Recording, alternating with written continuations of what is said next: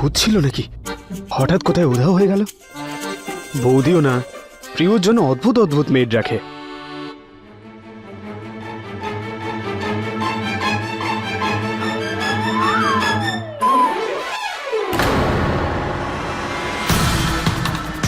বাবা,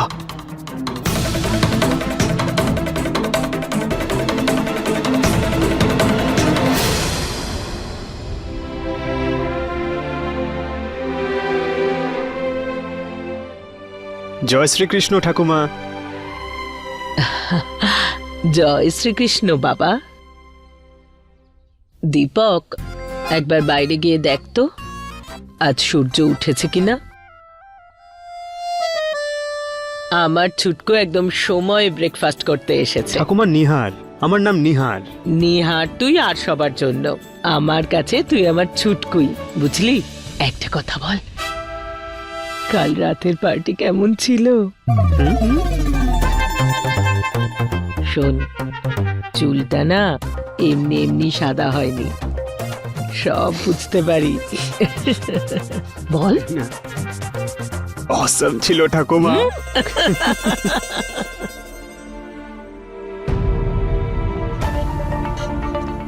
হে ঈশ্বর, এই ছেলেটা কাল রাত থেকে এই পোশাকেই ছিল, এখনো স্নান না করেই জলখাবার খেতে চলে এসেছে। কবে বড় হবে আর?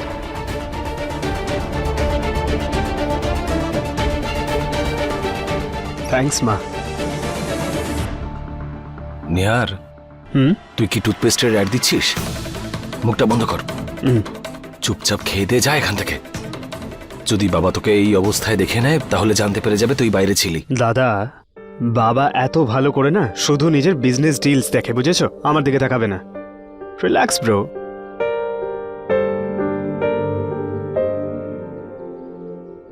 বৌদি, তুমি প্রিয়র জন্য নতুন আয়া রেখেছো নাকি? না তো। নেহার, যদি তোমার হাতে এতই সময় থাকে যে তুমি বাড়ির চাকর বাকরদের দিকে নজর রাখো, তবে সেই বাড়তি সময় থেকে কিছু সময় বার করে কাজকর্মে একটু মন দাও।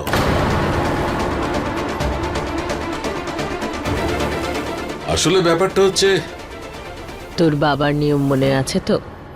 খাবার টেবিলে কাজের কথা হবে না। ঠিক আছে মা।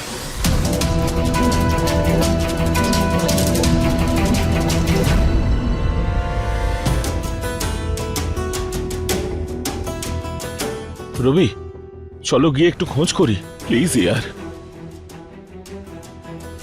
আমি তাড়াতাড়ি করে কিছু বানিয়ে দিচ্ছি, তুমি খেয়ে যাও। উষা, এই সময় খাবার তো দূর, এক ফোঁটাও জল আমার গলা দিয়ে নামবে না। শ্রীধর, এত চিন্তা করো না। আমার সঞ্জু দাদার সঙ্গে কথা হয়েছে, উনি একজন অফিসারের সঙ্গে কথাও বলেছেন, আর সেই অফিসার রুচিকে খুঁজছে। তো চলো না রাস্তায় ওনাকে খুঁজে নিয়ে তারপর। ওই অফিসারকে আবার কোথায় খুঁজবে? আমি বরং ফোন করে দেখি। এবার আমিও যাই, হ্যাঁ, বাবাকে জলখাবার খাইয়ে আসি। থ্যাংক ইউ সুধা, তুমি আর দাদা আছো বলেই অনেক ভরসা পাই। সেই পরের মতো কথা বলছো তো? বন্ধুত্বে থ্যাংক ইউ আর সরির মতো কোনো ফর্মালিটিস থাকে না। যেমন আমার কাছে আমার জ্যোতি, সেরকম আমাদের রুচিও। বাবা, আমি দিদির নামে প্যাম্পলেটস বানিয়েছি, আশেপাশে এরিয়াতে লাগিয়ে দেবো, আর দিদির ছবি দেখিয়ে লোকজনকে জিজ্ঞেস করব। কি জানি দিদিকে যদি কেউ দেখে থাকে। হ্যাঁ হ্যাঁ, চলো।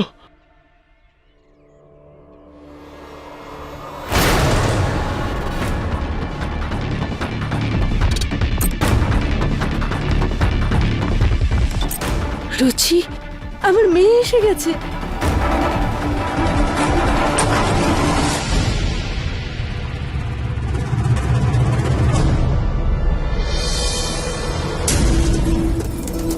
নমস্কার দিদি। নমস্কার। কি হলো, আপনাদের মুখের রং ফ্যাকাশে কেন? আসলে ও না না, সবকিছু ঠিক আছে। এসো এসো, ভেতরে এসো এসো এসো এসো। নিজের মেয়ের ব্যাপারে সবার সামনে কিছু বলতে নেই। যদি ওরা জেনে যায় সবকিছু, যে আমাদের মেয়ে রাতভর বাইরে ছিল, তাহলে আমাদের পরিবারের ব্যাপারে খারাপ কথা বলবে। ঠিক আছে, আমরা আসছি, পরে দেখা ঠিক হচ্ছে। আছে। বিবেক, আমি বাইরে আছি, তাড়াতাড়ি আয়, ওই প্যাম্পলেটস গুলো বরং আমরাই দিয়ে দিই।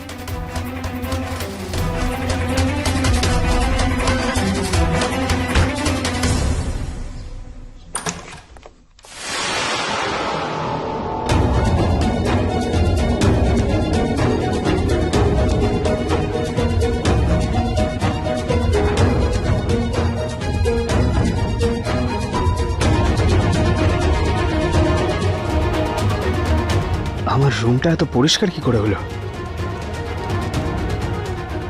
দীপক, হ্যাঁ দাদা। এদিকে এসো।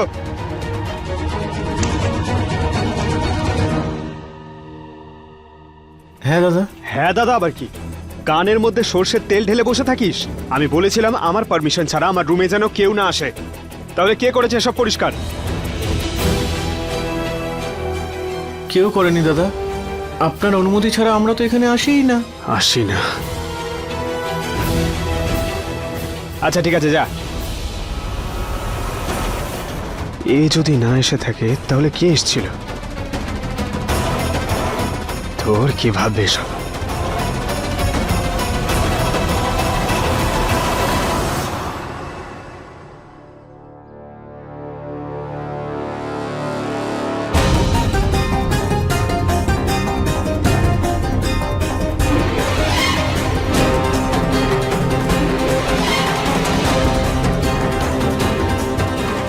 চুলটা কার? প্রিয় এসেছিল মনে হয়, ওই মনে হয় করেছে এইসব।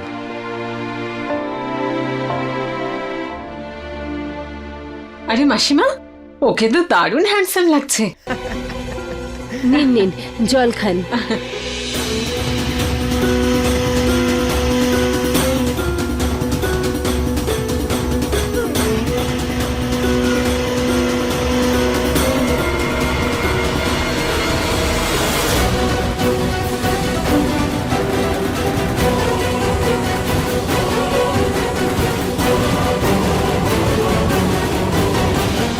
এই নিন।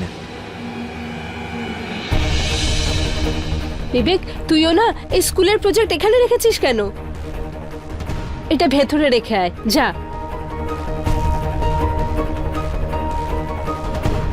কি গরম না আজকে, মনে হয় সূর্য দেবতা আমাদের মাথার উপরে বসে আছেন। আচ্ছা মাসিমা, আমার কেন মনে হচ্ছে নিশ্চয়ই কিছু ঠিক নেই। না না, তেমন কোনো ব্যাপার নেই, সবকিছু ঠিকই আছে। দিদি, আচ্ছা রুচি কোথায়?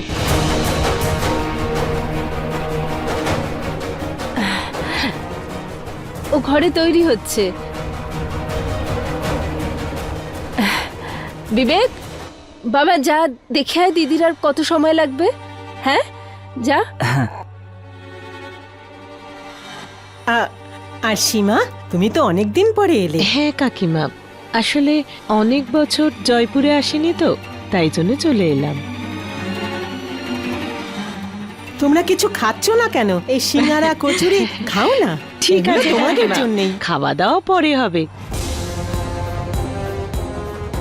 আপনারা মেয়েকে একটু ডাকুন, দেখে নি।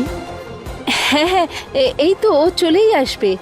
ও জানে তো যে আমরা আসবো, নাকি একটু দেরি করে ওঠে ও? না না দিদি, আমার রুচি তো সকাল 6টাতেই উঠে যায়। তাহলে এত টাইম নিচ্ছে কেন রেডি হতে? মা, 100টা মিথ্যে কথা বলার থেকে সত্যিটা বলে দেওয়া ভালো। এনারা বুদ্ধিমান লোক, কথাটা নিশ্চয়ই বুঝবেন। দেখুন সীমা দেবী, আসলে ও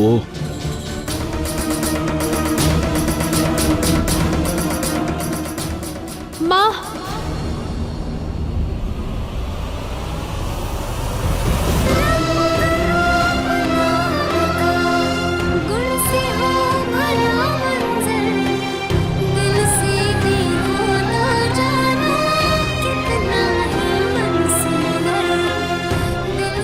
রুচি,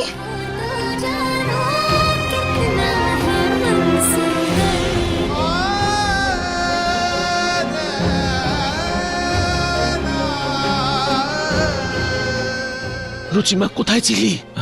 রুচি মা আমার মা বাবা আমি এখানে বলিস না, ভেতরে গিয়ে কথা বলবো। কাকিমা, আপনি বলছিলেন মেয়ে ভেতরে আছে, রেডি হচ্ছে, কিন্তু ও তো বাইরে থেকে আসছে।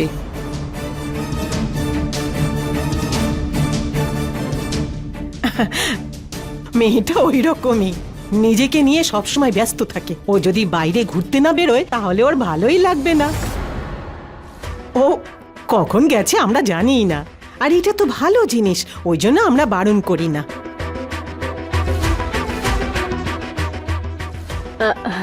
রুচিমা, তুই তৈরি হয়ে আয়। হ্যাঁ, চলে আয়। নমস্কার।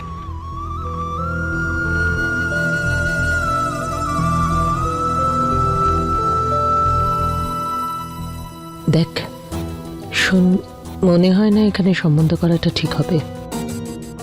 চল আমরা বেরোই। যখন এসেই পড়েছো, রুচিকে একবার দেখে নাও না দিদি, ও তৈরি হয়ে আসছে হয়তো। আরে ননদ বৌদির মধ্যে কানে কানে কি কথা চলছে আমাদের একটু বলো। ওই অ্যাকচুয়ালি না ঠাকুমা একটু বেশি শুনতে পায়, এই জন্য। আসলে কি বললেন তো মাসিমা, দিদি জিজ্ঞেস করছিল রুচির কতক্ষণ লাগবে। আর এই 5 মিনিটের মধ্যে চলে আসবে মাসি।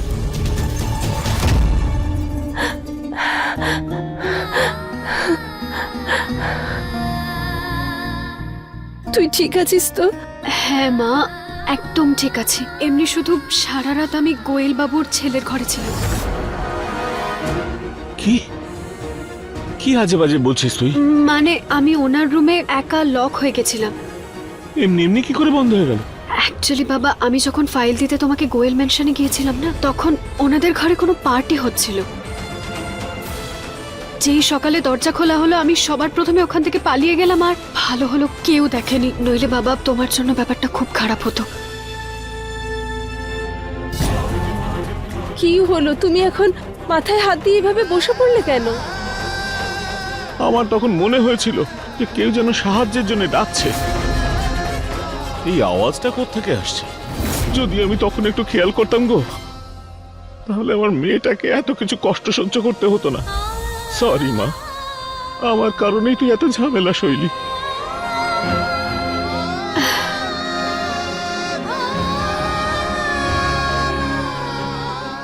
বাবা তোমার কোনো দোষ নেই। পার্টিতে এত মিউজিক ছিল যে কেউ কিচ্ছু শুনতে পাচ্ছিল না। রুচি ঠিকই বলছে, তোমার কোনো দোষ ছিল না। দোষ আসলে আমার ছিল।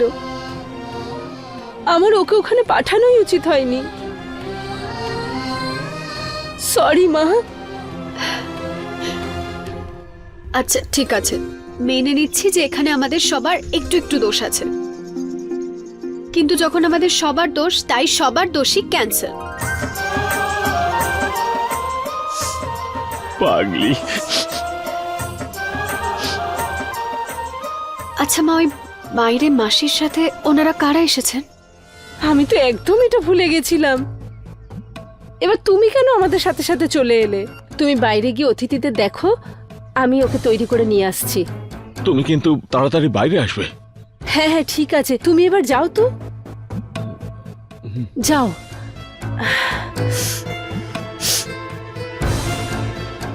রুচিমা, তুই না ভালো করে স্নান করে তাড়াতাড়ি তৈরি হয়ে নে। হ্যাঁ মা, এক্ষুনি স্নান করে আসছি। আর শোন, যেমন তেমন ভাবে আসিস না, একটু ভালো করে তৈরি হয়ে আসবি। ছেলে পক্ষ থেকে তোকে দেখতে এসেছে। কি মা, আমার অবস্থাটা তো দেখো, আমি ঠিক মতো দাঁড়াতেও পারছি না, আর তুমি এইসব করছো। আমি তোর কথাটা বুঝতে পারছি রে মা, কিন্তু কালকের ওই টেনশনে ওদেরকে আমি না করতেই ভুলে গেছি। সকালবেলায় ওরা বাড়ি চলে এসেছে, ওদের আমি কি বলতাম বল? দেখ দেখ, তুই তো আমার সোনা মানা। হ্যাঁ, নিজের মায়ের জন্য একটু এটুকু কর প্লিজ। ঠিক আছে। আর না, তুই এই চশমাটা পরে যাস না। 1 মিনিট। এই হ্যাঁ, এইটা এই নে। তুই না এই লেন্সটা পরে আসবি। আমি কালকেই তোর জন্য নিয়ে এসেছি। মা, লেন্সে আমার প্রবলেম হয়। শোনা মা, কিছুক্ষণের জন্য কষ্ট করে নে। তুই কি এটা সবসময় পরে থাকবি নাকি? হ্যাঁ, প্লিজ প্লিজ প্লিজ, নিজের মায়ের জন্য। আর তাড়াতাড়ি তৈরি হয়ে আসবি, ঠিক আছে? আমি বাইরে যাচ্ছি, তাড়াতাড়ি আসবি। হ্যাঁ,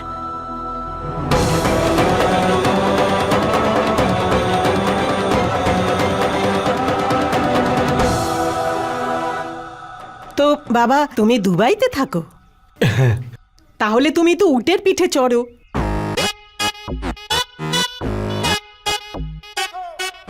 মা, আমি এখানে অফিস গরুর গাড়িতে যাই নাকি? তা নয় তো? তুই কেন গরুর গাড়িতে চড়বি? এখন কি গরুর গাড়ি আছে? যখন এখানে গরুর গাড়ি চলে না, তখন ওখানে উট কি করে চলবে মা?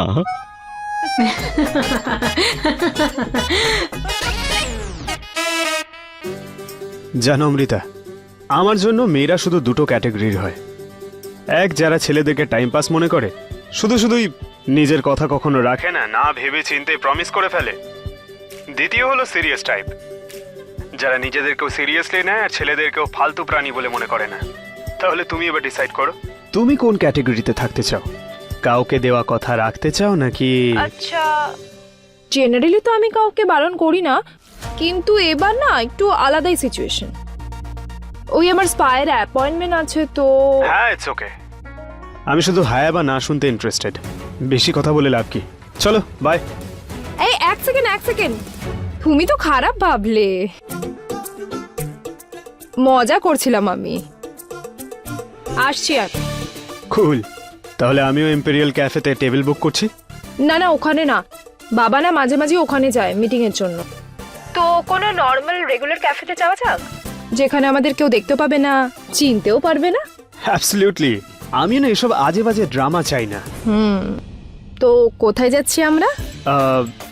আমি একটা পারফেক্ট জায়গা চিনি। একটা কাজ করো, আধ ঘন্টার মধ্যে তোমার বাড়ির পাশে যে সার্কেলটা আছে ওখানে দেখা করো, আমি ওখান থেকে তোমাকে পিক করছি। ওকে।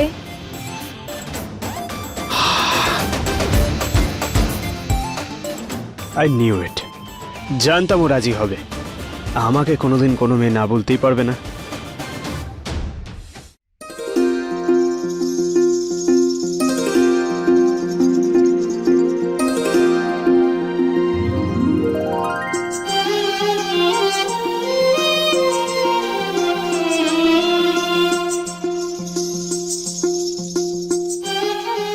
তোর চোখটা কি ঝিনুক নাকি রে, যা খুলছেই না? আরে আরেকটু খোল না। দেখ আমি যেরকম করছি এইভাবে, একটু বড় কর। এইভাবে?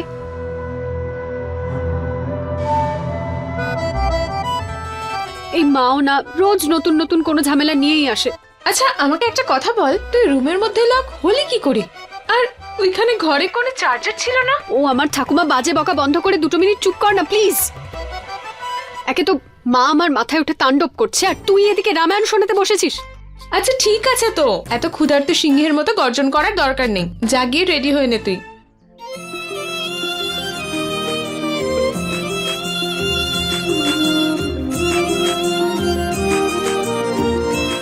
কেমন লাগছে?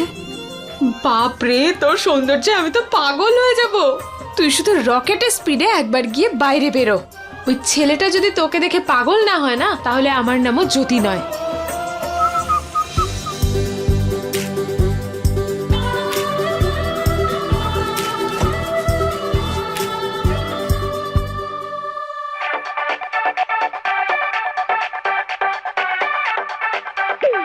নিহার, হ্যাঁ বৌদি। আমাকে একটু ড্রপ করে দাও না, এই একটুখানি। বৌদি, এই তো কাছেই যাব আমি, প্লিজ। ওকে বৌদি।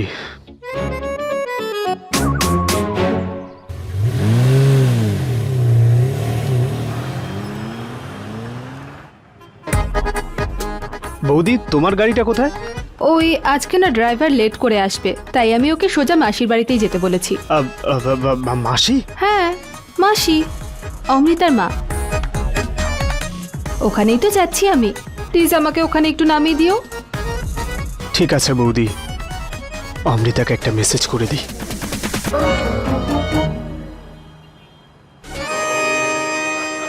এই যে নিহার, মনটা রাস্তায় দাও, ফোনটা পরে দেখো।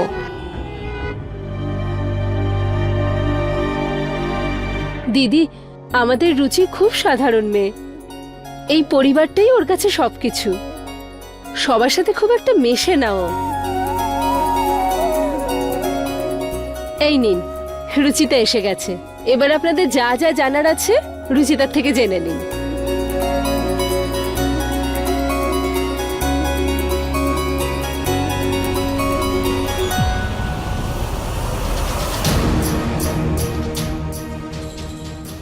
ভগবান, এই লেন্স পরে তো সত্যি আমি কিছু দেখতে পাচ্ছি না।